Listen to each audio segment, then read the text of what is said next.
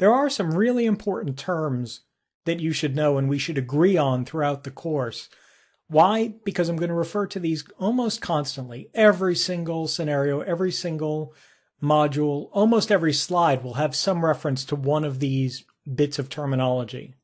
Typically, a hacker or an attacker or a black hat is a person that is representing a security threat. This is, generally speaking, what we think of as a traditional hacker.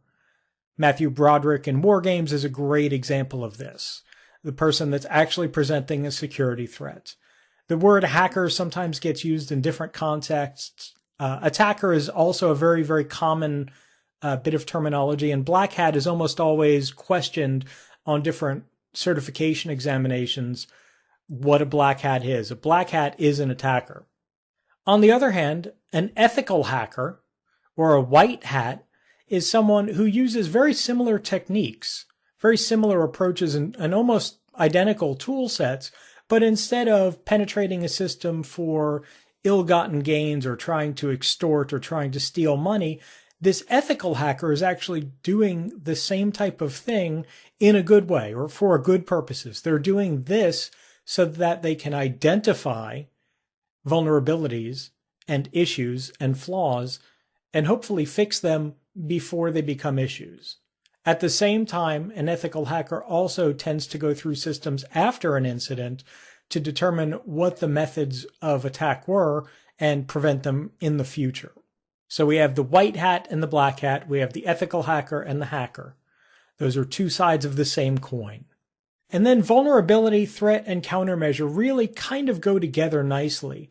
A vulnerability is simply a weakness in a system that allows an attack to succeed. Some type of weakness anywhere in the system. Sometimes it's a network protocol. Sometimes it's an open port. Sometimes it's a service that's misconfigured. Sometimes it's a bit of ill-written code, whatever that vulnerability is. And it doesn't always have to be technology. A lot of times it's a process-based vulnerability.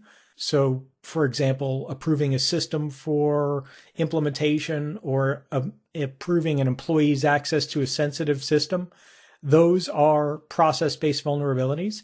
And people-based vulnerabilities, things like hiring someone that works for a competitor or hiring someone without the proper background check, is another vulnerability. A threat is something an attacker realizes. So when a threat or when a vulnerability becomes a threat, it's because it's actually being manipulated by an attacker. And then a countermeasure is something that gets changed to mitigate a threat. Those go really, really closely together. I've written books on threats and countermeasures. There's a lot of different content, and usually it's around the threat and countermeasure. What are the kind of vulnerabilities that can actually be realized or are being realized? And then what are the things that are being done about those threats to minimize or remove them as threats?